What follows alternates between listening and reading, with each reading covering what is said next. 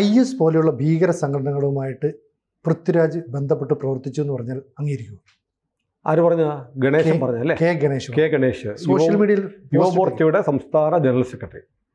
എനിക്കതേക്കുറിച്ച് ചില അഭിപ്രായങ്ങളുണ്ട്. അതിനു മുമ്പ് ഞാനൊരു വാർത്ത സ്ഥിതിനെ ഓർപ്പിക്കാം. 2022 ഏപ്രിൽ മാസം 2-ാം തീയതി 1-ാം തീയതിയോ മറ്റോ ആണെന്ന് തോന്നുന്നു, ഒരു വാർത്ത വന്നിരുന്നു. മലയാള പത്രങ്ങൾ അത് മൂടി വെച്ചു. ഒരു തേവരയിലെ ഒരു ഫ്ലാറ്റിൽ നിന്ന് കൊക്കൈൻ, LSD സ്റ്റാമ്പുകൾ, ഗഞ്ചാവ് ഇത്രയും പിടിച്ചു. അത് പിടിച്ച ആളുടെ പേര് 33 വയസ്സുള്ള പുനലൂർക്കാരനായ നുജും സലീം കുട്ടി എന്ന് പറയുന്ന ആൾ താമസിച്ച ഫ്ലാറ്റിൽ നിന്നാണ് പിടിച്ചത്. ആ ഫ്ലാറ്റ് പൃഥ്വിരാജ് സുകുമാരൻ്റെതായിരുന്നു. അതുകൊണ്ട് തന്നെ ആ കേസ് അങ്ങ് ഒതുക്കിപ്പോയി. അവിടെ എക്സൈസ് റെയ്ഡ് ചെയ്തിട്ടാണ് കൊക്കൈൻ, LSD സ്റ്റാമ്പ്സ് അറിയാലോ, നാവിലൊട്ടിക്കുന്ന സാധനമാണ്, കഞ്ചാവ് പിടിച്ചുകൂടിയത്. അത് എക്സൈസിന് വിവരം കിട്ടി. എക്സൈസ് വന്ന് റെയ്ഡ് ചെയ്ത് ഈ പുനലൂർ സ്വദേശി നുജുമിനെ പിടിച്ചു. നുജും അമേരിക്ക പഠിച്ച ആളാണ്. നുജുമിൻ്റെ പേരൻസൊക്കെ വെസ്റ്റ് ഏഷ്യയിലെ ഏതോ രാജ്യത്ത്, ഡീറ്റെയിൽസ് പറഞ്ഞിട്ടില്ല, വെസ്റ്റ് ഏഷ്യ രാജ്യത്ത് നല്ല നിലയിൽ സെറ്റിൽ ചെയ്യുന്നവനാണ്. അവൻ ഇവിടെ വന്നു. ഇവിടെ വന്നിട്ട് 85,000 രൂപ മാസം കൊടുത്തിട്ടാണ് തേവരയിലെ പൃഥ്വിരാജ് സുകുമാരൻ്റെ ഫ്ലാറ്റ് എടുക്കുന്നത്. അപ്പോൾ പൃഥ്വിരാജ് സുകുമാരനെ പോലെയുള്ള ഒരാൾ 85,000 രൂപയുടെ ഫ്ലാറ്റ് എന്ന് പറയുമ്പോൾ അതൊരു പോഷ് ഫ്ലാറ്റാണ്. മാസം ഒരു വർഷം 10 ലക്ഷം രൂപയ്ക്ക് മുകളിൽ വാടക കൊടുക്കണം അല്ലേ? അതെ. 85,000 എന്ന് പറയുമ്പോഴത്തേക്ക് ആ ഫ്ലാറ്റ് എടുത്ത് താമസിക്കുന്ന ഒരാൾ വന്നു. അത്രയും വാടക പൃഥ്വിരാജ് വാങ്ങുന്നുണ്ട്. പൃഥ്വിരാജിൻ്റെ ഫ്ലാറ്റ് ഇപ്പോഴും വാടകയ്ക്ക് പോകുന്നുണ്ട്. 85,000 രൂപ മാസം വരുമാനം ഉണ്ടെന്ന് മനസ്സിലാക്കണം. ഇപ്പോൾ ഇപ്പോഴും പോകുന്നുണ്ടെങ്കിൽ അവിടെ വന്ന് താമസിക്കുമ്പോൾ സ്വാഭാവികമായും പോലീസ് അന്വേഷിക്കും, ഇവൻ ആരാണ്, ഇവൻ എവിടെ നിന്ന് ഇത് കിട്ടി എന്നുള്ളത്. അങ്ങനെ അന്വേഷിച്ച് പോയപ്പോൾ അന്വേഷിച്ച് പോകേണ്ടി വന്നില്ല. വേറൊരു അന്വേഷണത്തിൻ്റെ ഭാഗമായിട്ടാണ് നുജും സലീം കുട്ടിയുടെ ഫ്ലാറ്റിലേക്ക്, പൃഥ്വിരാജിൻ്റെ ഫ്ലാറ്റിലേക്ക് ചെല്ലുന്നത്. അതായത് കാലിക്കട്ടുകാരനായ, കോഴിക്കോടുകാരനായ ഫസലു എന്നൊരാളെ അറസ്റ്റ് ചെയ്തു. ഫസലുവിൻ്റെ പേരിൽ ഫോറിൻ പോസ്റ്റ് ഓഫീസ് എന്ന് പറഞ്ഞൊരു പോസ്റ്റ് ഓഫീസുണ്ട്. വിദേശത്ത് നിന്നുള്ള ഉരുപ്പടികളും തപാൽ ഉരുപ്പടികളും വിദേശത്തേക്കുള്ള തപാൽ ഉരുപ്പടികളും കൈകാര്യം ചെയ്യുന്ന ഫോറിൻ പോസ്റ്റ് ഓഫീസാണ്. ഫോറിൻ പോസ്റ്റ് ഓഫീസിൽ ഫസലുവിൻ്റെ പേരിൽ ഒരു പാഴ്സൽ വന്നു. ഈ പാഴ്സൽ തുറന്നപ്പോൾ അതിനകത്ത് LSD, മാരക രാസലഹരിയായിട്ടുള്ള LSD ടാബ്ലറ്റും ലിക്വിഡും ഒന്നുമല്ല, സ്റ്റാമ്പുണ്ട്. ആ സ്റ്റാമ്പിൽ പശ പോലെ ഒട്ടിച്ചു വെച്ചിരിക്കുന്നത് LSD ആണ്. അപ്പോൾ അത് നേരെ നാവിൽ ഒട്ടിച്ചു വെച്ചാൽ മതി. അവരിങ്ങനെ പതുക്കെ അലിഞ്ഞ് ചേർത്തോളും. അത് പാഴ്സലായിട്ട് വന്നിരിക്കുന്നു. അത് ഫസലുവിൻ്റെ പേരിലാണ് വന്നത്. അതിൻ്റെ വിവരം കിട്ടിയിട്ട് എക്സൈസ് പരിശോധിച്ചപ്പോഴാണ് LSD സ്റ്റാമ്പുകൾ കണ്ടെത്തിയത് ഫോറിൻ പോസ്റ്റ് ഓഫീസിൽ നിന്ന്.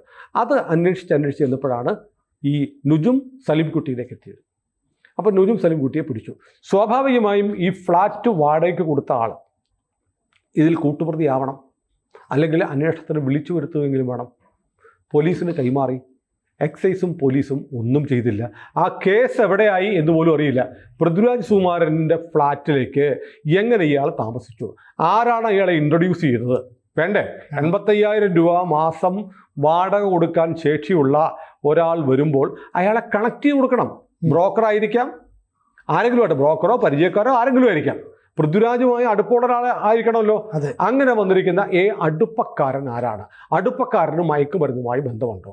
അതോ ഇനി പൃഥ്വിരാജ് സുകുമാരനെ അറിയാവുന്ന ആളാണോ ഈ നുജും സലീം കുട്ടി എന്നുള്ള ചോദ്യത്തിന് 2022 മുതൽ ഉത്തരവില്ല. ഈ കേസുണ്ടായ സമയം മുതൽ ഉത്തരവില്ല. അത് ഒരു സംഭവം. നോക്കൂ, അതിനുശേഷം ഇപ്പോൾ നമ്മുടെ ഗണേശൻ പറയാൻ കാരണം എന്താണ്? ജോർദാനിൽ മറ്റേ സിനിമയുണ്ടല്ലോ, ആടുജീവിതം, വലിയ സംഭവമാണെന്ന് പറഞ്ഞ് 8 നില പൊട്ടി പാളീസായ സിനിമ അല്ലേ? മുടക്കം മുതൽ പോലും കിട്ടിയില്ലെന്ന് ബ്ലസ്സി പറഞ്ഞു.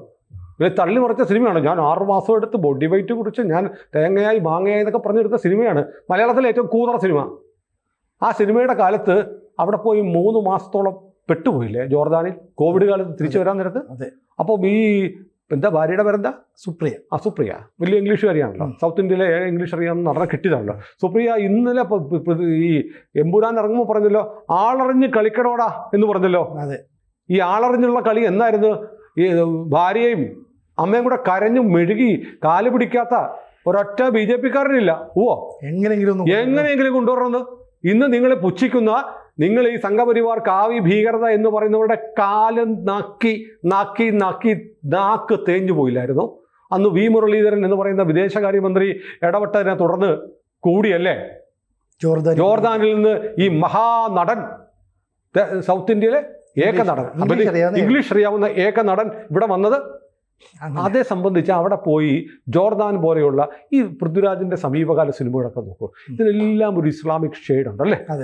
എല്ലാ സിനിമകൾക്കും ഉരുതി എന്ന് പറയുന്ന സിനിമയുണ്ട്, എല്ലാം ഇസ്ലാമിക് ഷെയ്ഡുള്ള സിനിമയാണ്. പുള്ളി ആവേശത്തോടെ വാര്യം കുന്തൻ ചെയ്യാമെന്ന് പറഞ്ഞു. അതും തീവ്ര ഇസ്ലാമിസ്റ്റായ കേരളത്തിലെ ഹിന്ദു കൂട്ടക്കൊലയുടെ സൂത്രധാരന്റെ വേഷം ഞാൻ ചെയ്യുമെന്ന് അഭിമാനപൂർവ്വം പറഞ്ഞ ഒരാളാണ്. അപ്പോൾ മലയാളത്തിൽ ഇത്ര ഇസ്ലാമിക സിനിമകൾക്ക് വേണ്ടിയിട്ട് പ്രൊപ്പഗാൻഡ നടത്തുന്നുണ്ട്. ഈ വിഷൻ 2047 എന്ന് പറഞ്ഞ പോപ്പുലർ ഫണ്ടിൻ്റെ ഒരു ഡോക്യുമെൻ്റ് ഉണ്ട്, 250 പേജുകളുണ്ട്, എൻ്റെ കയ്യിലുണ്ട്. അതിനകത്ത് പറയുന്നുണ്ട്, നമ്മൾ നമ്മുടെ ഐഡിയോളജിയുള്ള സിനിമകൾ നിർമ്മിക്കണം, മാധ്യമരംഗത്തേക്ക് നമുക്ക് വലിയ സ്വാധീനം ഉണ്ടാവണം, നമ്മുടെ കുട്ടികളെ മാധ്യമ പ്രവർത്തനം പഠിപ്പിക്കാൻ വിടണം, മീഡിയ സ്കൂളുകളിൽ വിടണം, നമ്മുടെ ആശയങ്ങൾ പ്രചരിപ്പിക്കാനുള്ള സിനിമകൾ ഉണ്ടാക്കണം എന്ന് പറയുന്നു. അത്തരം സിനിമകളുടെ കേരളത്തിലെ ഏറ്റവും വലിയ നിർമ്മാതാവും പ്രയോക്താവും ആരാണ്? ഒറ്റ വാക്കിന് ഉത്തരവുണ്ട്, പൃഥ്വിരാജ് സുകുമാരൻ. ജിഹാദി ഫണ്ട് വരുന്നുണ്ടോ? ഈ സിനിമയ്ക്ക് തന്നെ അത് സംബന്ധിച്ച ചില ആക്ഷേപങ്ങളൊക്കെ ഉണ്ട്. 250 കോടി എന്ന് പറയുന്നു, 150 കോടി എന്ന് പറയുന്നു. ഇപ്പോൾ പണ്ടത്തെ പോലെ കള്ളപ്പണമൊന്നും വരുന്നില്ല. കള്ളപ്പണം വെളുപ്പിക്കാനുള്ള ഏറ്റവും നല്ല മാർഗം സിനിമ പിടിച്ച് സിനിമ പൊട്ടിക്കുകയാണ്.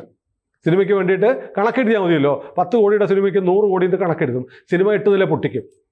8 നില പൊട്ടിക്കഴിയുമ്പോഴത്തേക്ക് കള്ളപ്പണം സേഫ് അല്ലേ. 10 കോടി മുടക്കി 100 കോടി 90 കോടി ക്ലീൻ വൈറ്റായി. അപ്പോൾ അങ്ങനെ 150 കോടിയും 250 കോടിയും പറഞ്ഞ് ഇതിൻ്റെ പ്രൊഡക്ഷൻ കോസ്റ്റ് പറയത്തില്ല എന്നൊക്കെ പറയുന്നു. അങ്ങനെ മൊത്തത്തിൽ ദുരൂഹതയുണ്ട്.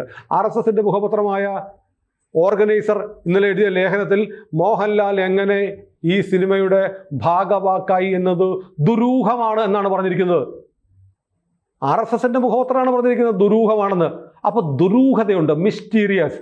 കാരണം ആരാണ്? മോഹൻലാൽ കാരണമല്ല മിസ്റ്ററി വരുന്നത്. ആരാണ്? പൃഥ്വിരാജ് കാരണമാണ്. പൃഥ്വിരാജിൻ്റെ എല്ലാ കാര്യങ്ങളും സംശയാസ്പദമാണ്. മലയാളത്തിൽ ഇത്രയും സംശയാസ്പദമായ ടൈൻറ്റഡ് ആയിട്ടുള്ള സസ്പീഷ്യസ് ആയിട്ടുള്ള ക്യാരക്ടറുള്ള ഒരു സിനിമാക്കാരൻ വേറെയില്ല.